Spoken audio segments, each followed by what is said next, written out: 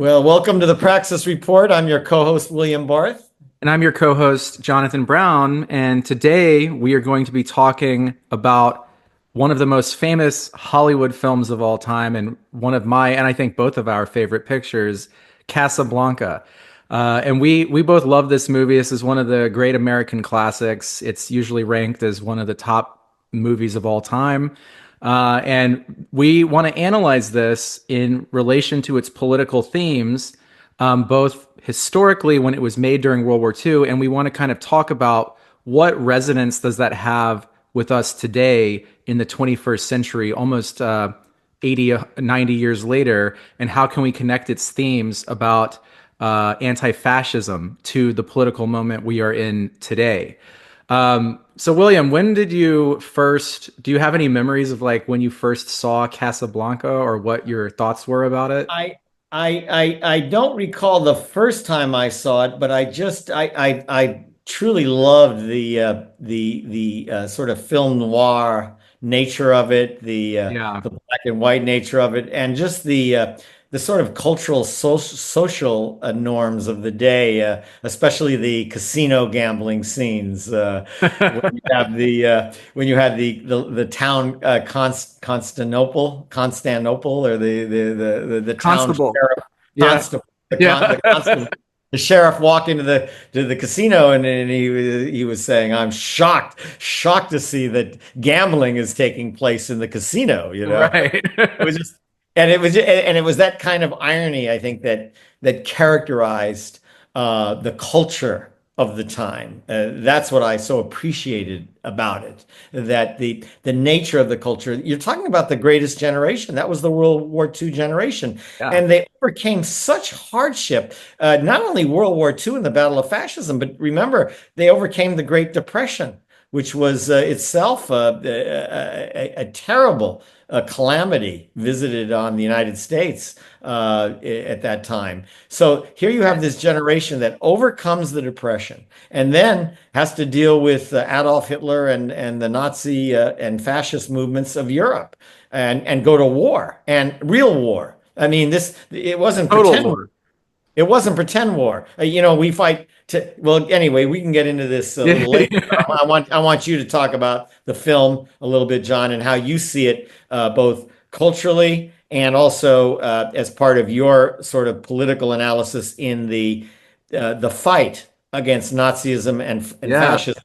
And by the way, the battle against Nazism is an international political question. The United Nations has focused officially on the danger of the rise of the reemergence of Nazism, of Yeah. white power Nazism in the world. So that is a contemporary political issue. So I'd love to hear your thoughts on it, and how the film relates to it. It's a well, the film to me is it is, I sort of am a toss up between which film is my favorite of all time. Either Casablanca or maybe one of the Frank Capra films like It's a Wonderful Life or Mr. Smith Goes to Washington. But I am a huge fan of the golden age of Hollywood movies in the 30s and 40s. That's my absolute favorite era. And one of the things that's interesting about the films back then is that they were made in a time period they called the studio system, which meant that unlike today, where actors and directors are independent and they just direct and produce the films and raise money, back then the studios were sort of run like factories. So you had Warner Brothers, you had MGM, and each of those studios had their own directors that were part of the system that cranked out movies on an assembly line. Actors, writers, they all worked in the same studio using the studio lots, the studio producers, and etc. And so in many ways, like Casablanca was just another product on an assembly line that Warner Brothers was cranking out.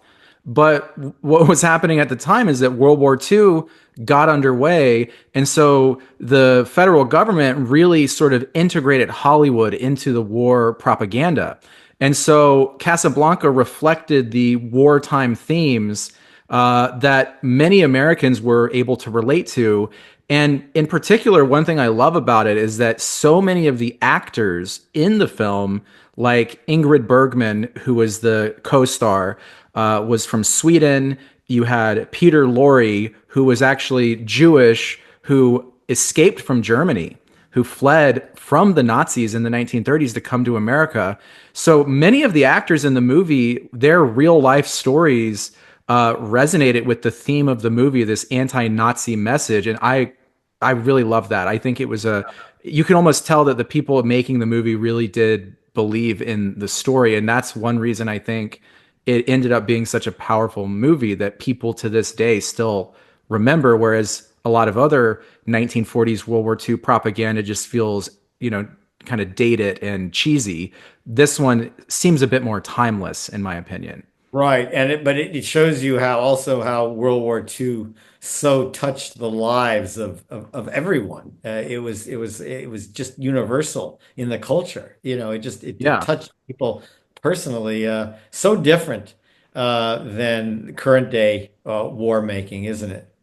Yeah, the war, so what was interesting is that in the 1930s, I guess in the 20s and 30s, when fascism was sort of arising in Europe, in Italy and Germany and Spain and then in Japan, uh, America was sort of in this mood that was a bit isolationist. They were weary of getting entangled in the conflict in Europe.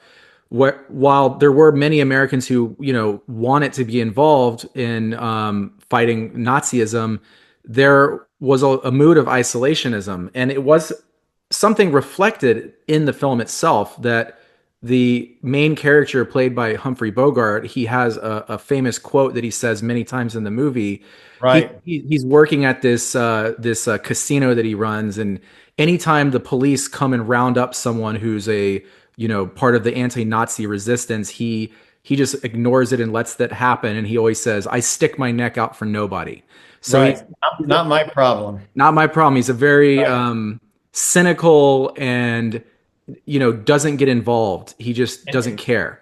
And Individualistic. Yeah. individualistic. And I think the movie was sort of making a commentary on the time that a lot of people felt like Nazism, that's not my problem. I don't want to get involved. I don't care that fascism is going on. And the movie does a brilliant job of showing that this guy, even though he was cynical, that deep down inside he did have a good heart and he actually cared. And so the movie shows his kind of personal transformation from cynical, angry at the world, doesn't care about the world, to being a fighter against the Nazis. Right. And that transformation is sort of why I think it's such a beloved movie, because it's a and Humphrey Bogart's portrayal was able to kind of, you know, embody that persona, because he was kind of like known as being the tough guy in a lot of these gangster films and film Right. noir. So he embodied that sort of spirit. And America at the time also was sort of known as, like you kind of alluded to, we embraced a kind of nationalization of every industry in America in an unprecedented way. After Pearl Harbor, under FDR, the federal government nationalized pretty much the entire economy and mobilized the economy for the war effort, which was, for example, let's say there was a factory in America that made cars for Americans to buy for automobiles. Right. The government would turn that factory into producing tanks for the war effort, something like That's that. right.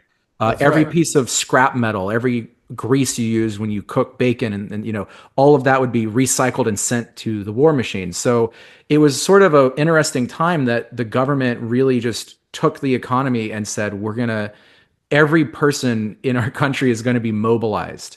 And that is also what they did in the Soviet Union, even more so because the More Soviet so. Union was being Right. invaded actively by the Nazis. So Right. it became a existential war. And today, as you kind of pointed out, the war machine in America operates in a very I'm not Privatized. Privatized. privatized. Yeah, that might be a good word. And compartmentalized, because you have American citizens who, there's no draft like there was back then. There's no national mobilization. There's the soldiers who go overseas and fight, and most Americans are completely ignorant of it and oblivious. And so the war is going on. We're committing all these war crimes all over the Middle East, but it's isolated from our daily life here at home. Right, we just have no stake in war anymore, and what comes to my mind culturally was there was a Star Trek episode in which I don't know if you ever saw this one, if you're a Trekkie or not, I've but in watched that a little bit of it. yeah, in that episode, the Star Trek Enterprise discovers a world that is at war, but they fight the war with computers and like computer games. They don't actually have guns and bombs and nuclear weapons, just computers. And if one computer strikes a city in the enemy's territory, and or a town or a village or a neighborhood, um, and actually destroys the neighborhood virtually on a computer. The people in that district or that neighborhood just simply turn themselves into a local a center where they walk into a building and walk into a closet and they're disintegrated. Right. They basically suicide themselves. And in that way, this culture has sort of divorced themselves from the horrors of war. They don't have bombs dropping. They don't have diseases breaking out. They don't have people losing body parts, and just the horror of war has been completely eliminated. And they just simply, if a computer destroys a little neighborhood or a village or a town, those townspeople or that neighborhood just one by one they file into a building and destroy themselves. So that was Brilliant. and what Captain Kirk does, the he goes in and he blows up one of these annihilation centers where the people are walking in to kill themselves. Right. And that means once that's destroyed, they actually have to fight the damn war. They actually have to go in and take guns and start killing each other and maiming each other and, the horrors of war. And That's that's brilliant. sort of a dramatization of it, but that's the difference between I think the Casablanca time and the modern time. We really have sanitized war to such a degree that we're no longer in touch with the horrors of war anymore, and I think that's hurt the anti-war movement because we don't view war. We're so divorced from it. It's sanitized. What's going on in Gaza? I mean, we see it on Facebook and we see a lot of people, protesting the horrors of Gaza, but somehow we're so detached from the reality of what's taking place there and in other areas where war is taking place, whether it's the Sudan or anywhere else. Yeah. We've sanitized war to such a degree. And I think this started with actually Vietnam with the policy of Vietnamization, Uh-huh. where they say, well, Americans don't have to fight wars anymore. We'll just have we'll draft the people where the war is being fought to fight the war for the United States Yeah. interests. Yeah.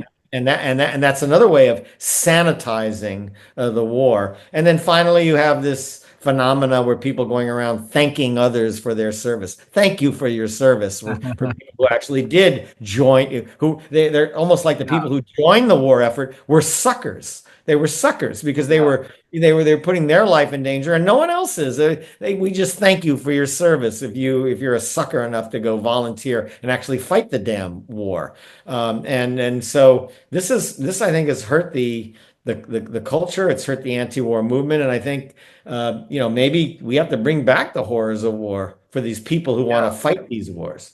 Yeah, and I also just wanted to say that idea you were talking about with the Star Trek thing. That's why I wanted to on the show for us to talk about film and art and culture because uh, shows like Star Trek and it also reminds me of like the Twilight Zone. That these kind of mid 20th century science fiction shows, one of the things I love about them is that they were able to use sci-fi as a metaphor.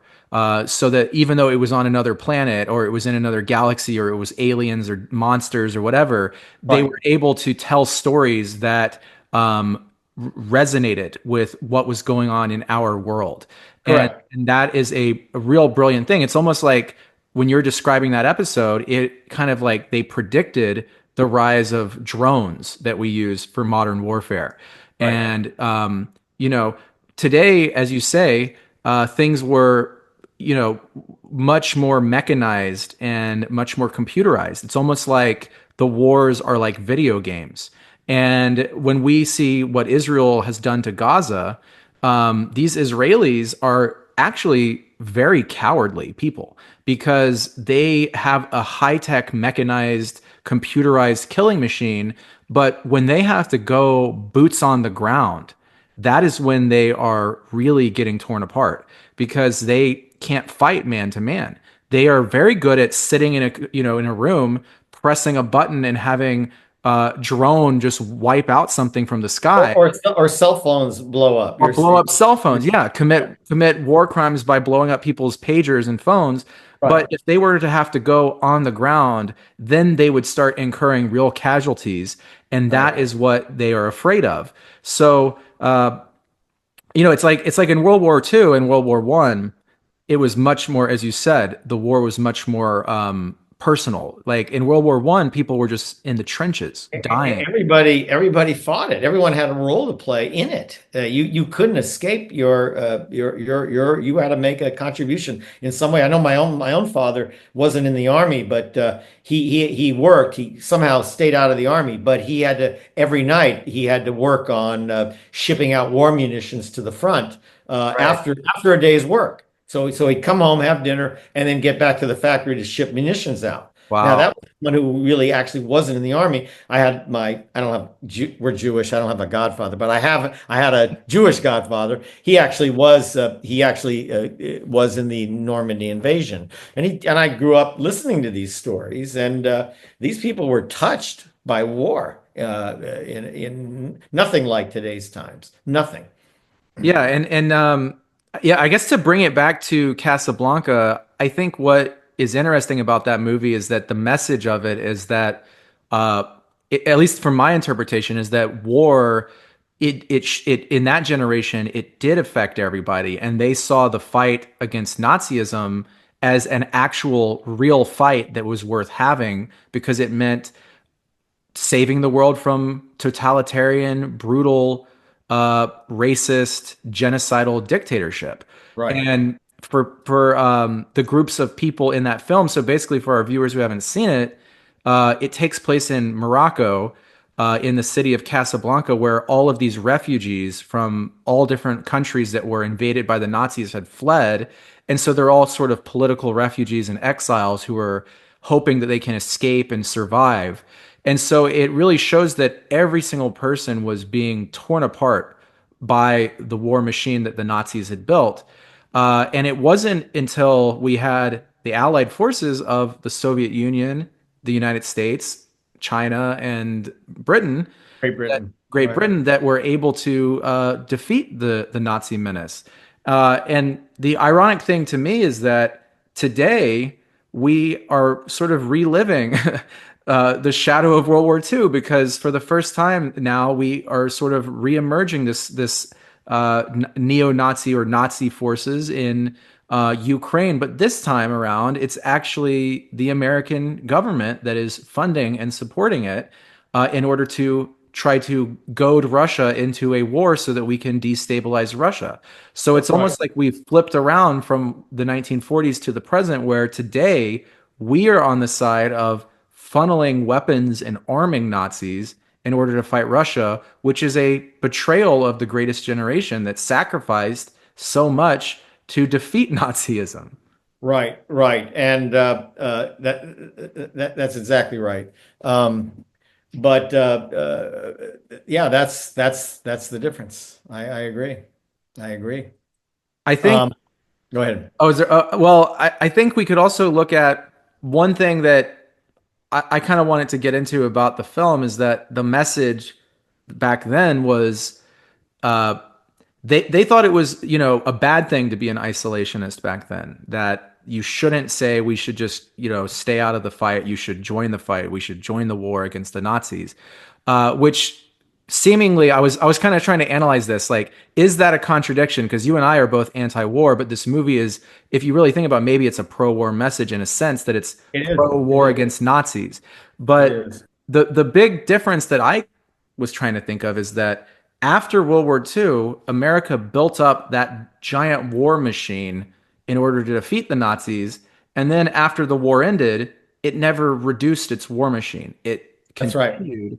And America sort of saw that all those countries in Europe were destroyed. So America sort of gobbled up those countries and sort of gave them some money to rebuild through the Marshall Plan and said, in exchange for rebuilding, we're going to give you money, but you have to become sort of a vassal state of the US empire. And so, whereas in the past, Britain had their empire, Germany, France, they all had various colonies, America became the empire over all these other parts of the world. And so today, I feel like in order to be fighting against, fascism, we have to be anti-war because in today's time we have to say let's dial back the war machine.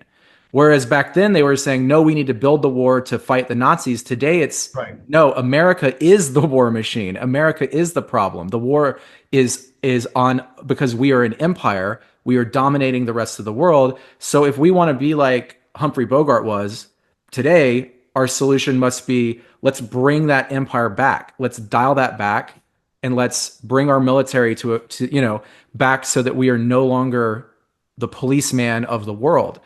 And that's I think a crucial difference between now and then. That Right. That's well stated. Just a couple points that come to mind. Even in the World War II period, there was a great debate in the United States as to whether Nazism was and fascism was the threat, because many in the State Department saw Soviet Union communism as the grave threat and Germany as the ally to defeat communism. So yeah, there was a debate good point. between what is the greater threat, Stalin's communism or Hitler's Nazism.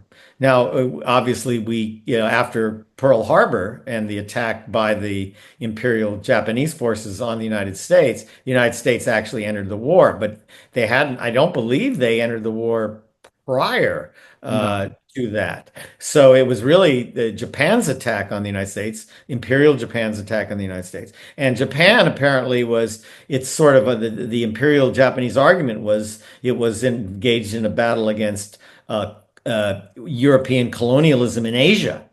Mhm. And they were is sort of fighting that threat.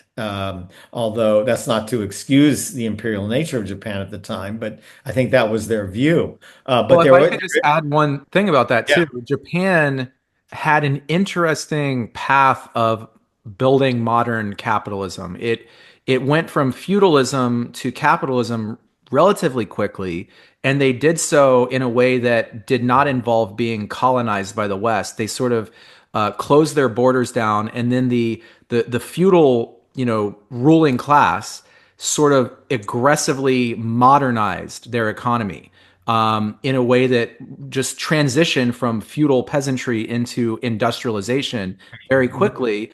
And they did so in a very reactionary way that embraced these sort of imperialist fascist ideology that they saw themselves as dominating the rest of Asia. So they wanted to dominate China, and this is what brought them into conflict with America and the Europeans was because obviously America had its own imperialist ambitions. It had the Philippines, and America was, and Europe was colonizing Asian countries as well. So Japan trying to build their own empire in Asia is what brought them into conflict with the U.S. and led to very Pearl Harbor. good, very good.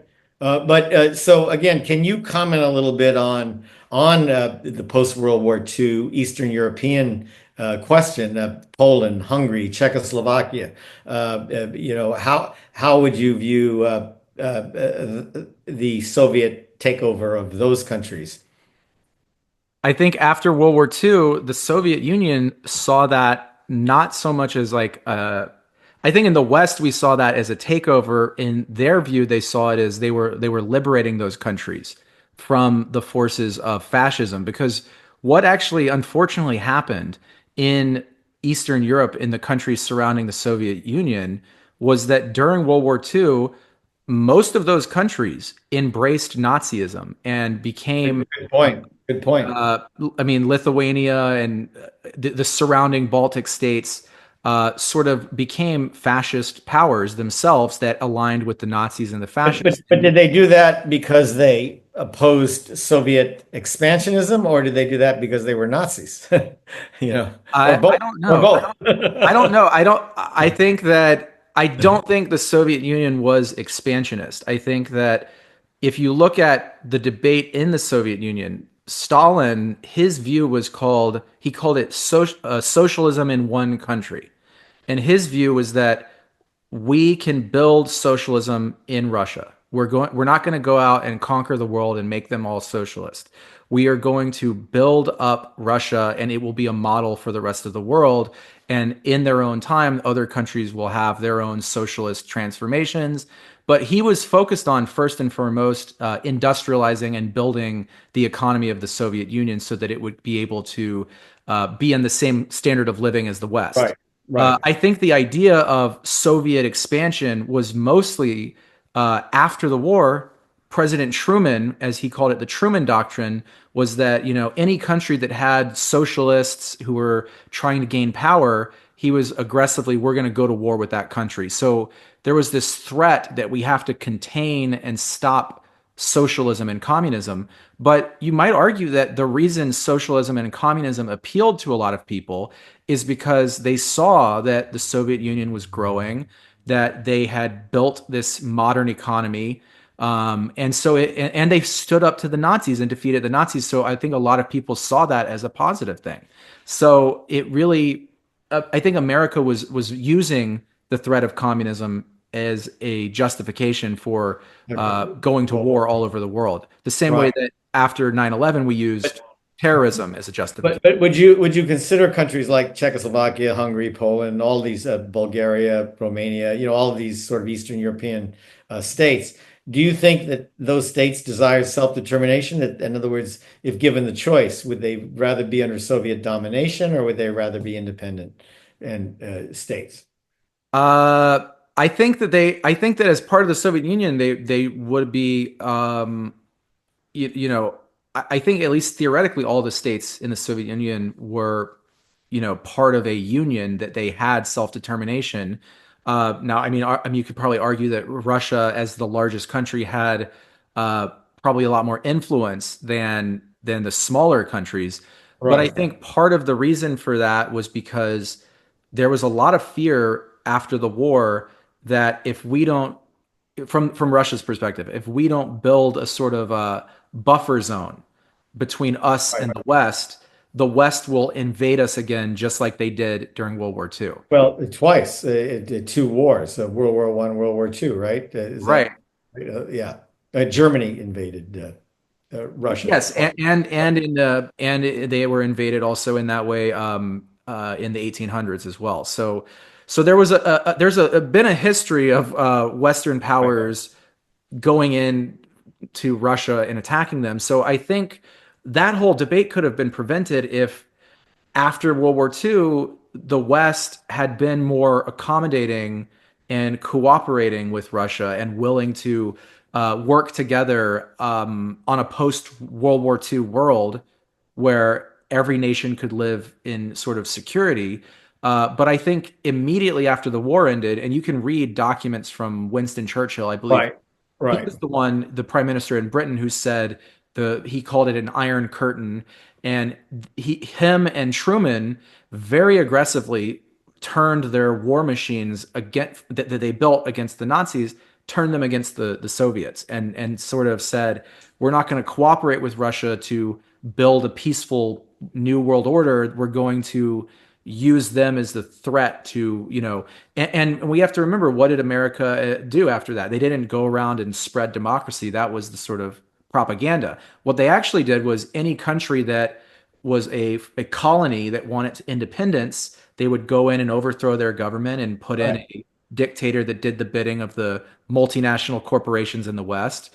Or if a country like Iran wanted to nationalize That's a great example. Yeah. Yeah. So you want to talk about Iran because I know you Well, were. no, that's the example would Yeah. be when Iran had elected a secular social democratic leader, Mossadegh, and the United States and Great Britain launched a secretive coup d'état that overthrew this democratic secular democracy in Iran and installed the Shah of Iran, Right.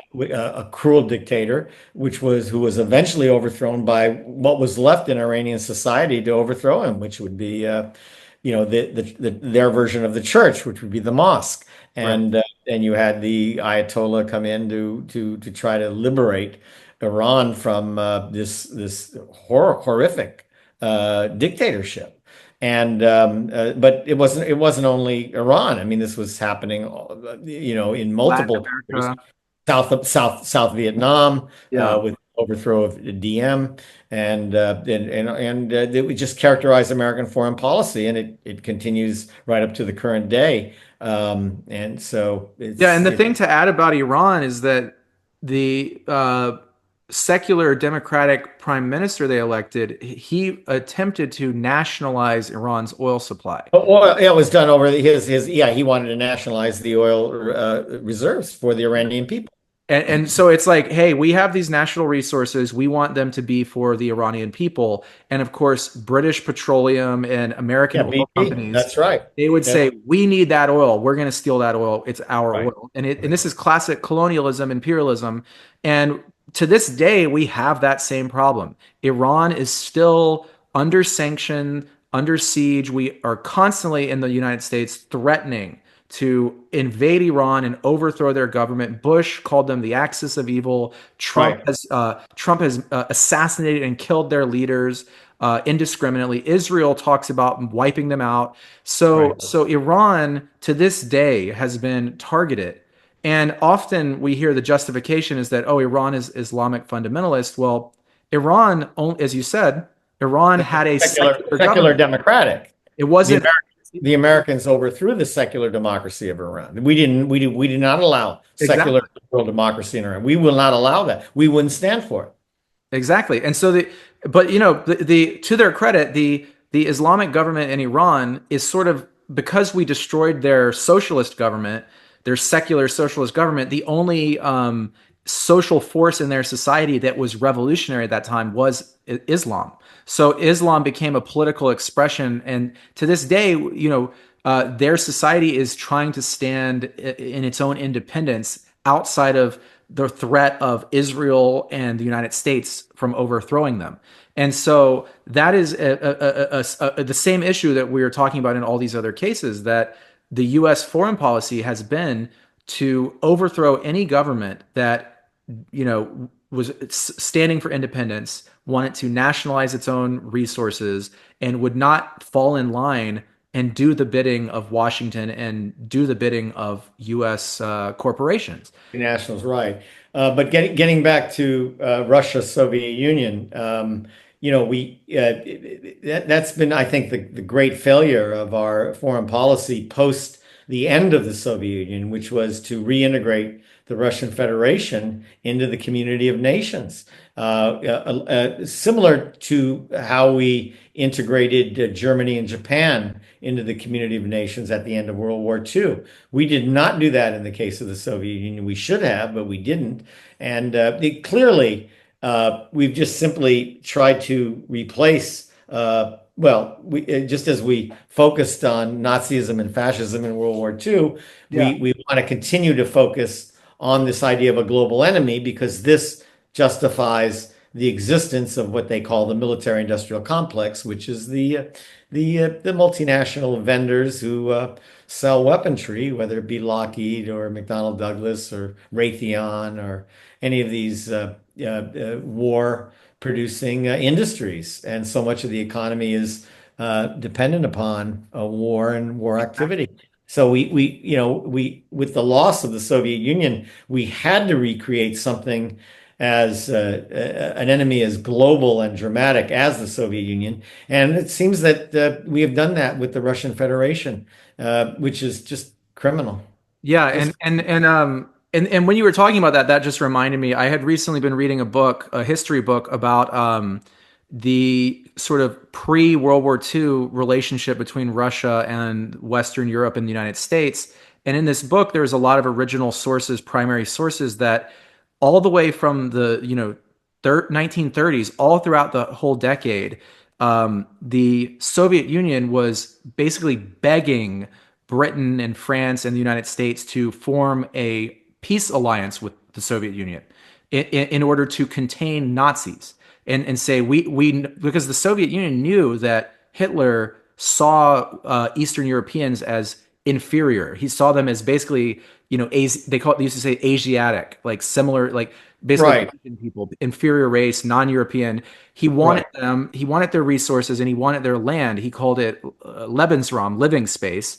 And so the Soviet Union was begging United States and Western Europe to form an alliance with them to prevent Nazism, and the United States refused, Britain refused, and I think that goes to your point that a lot of people in the West right.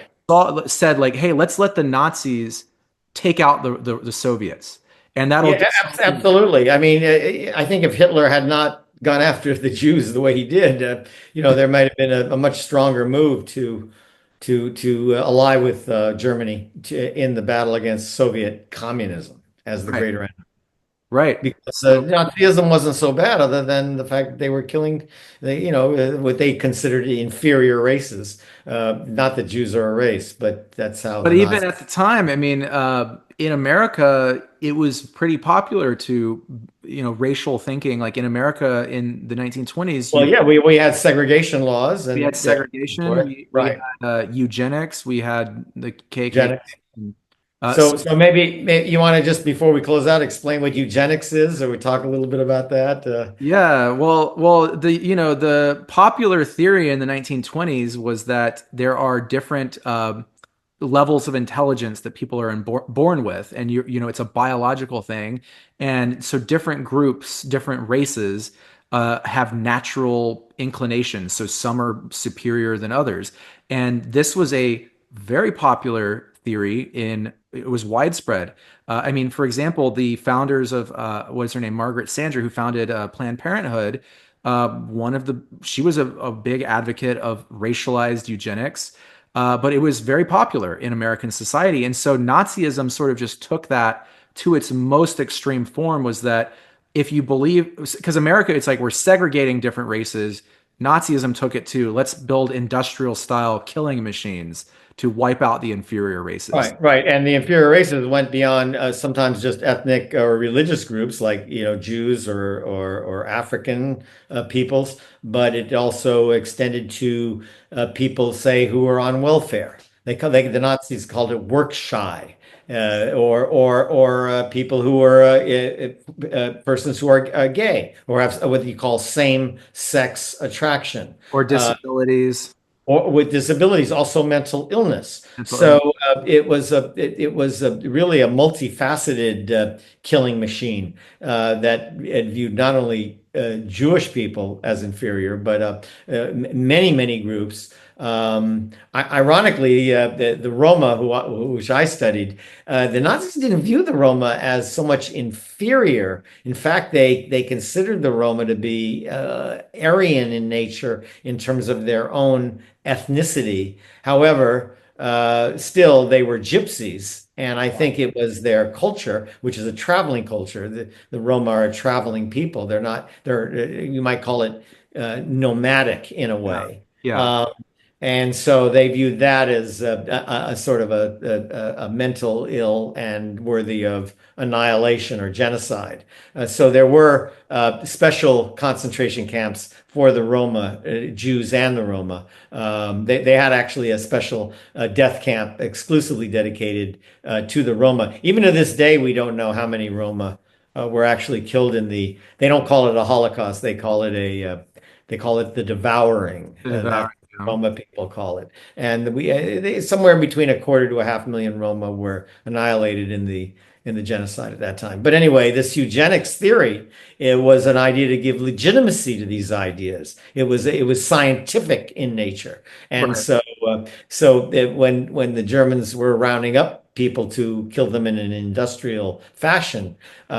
There was scientific basis for this. In other words, these groups were a threat to the public health and the public welfare. And so naturally, it was okay to round up Jews or Roma or mentally ill people or people with disabilities and annihilate them in a very organized fashion.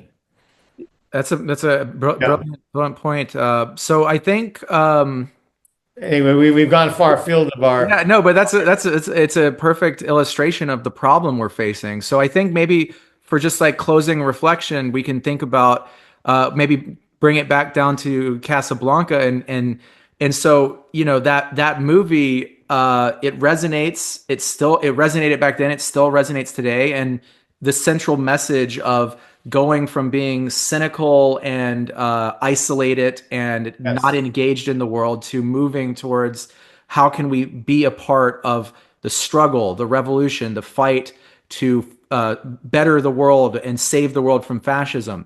That's something that I think is still very relevant today. So how do you think we can do that? Because that's what Praxis is. We're the Praxis report. We're talking about moving from just sitting like in your ivory tower and theorizing into actual political and social action. So how can we make it so that we, bring the war home so that people aren't just, oh yeah, there's some bombs going over there in Gaza and Right. how do we make it so that people wake up and think about this matters, this is real, this is happening, and we need to be aware of that and fighting against it. Yeah, like that Star Trek episode, bring the horrors of war home.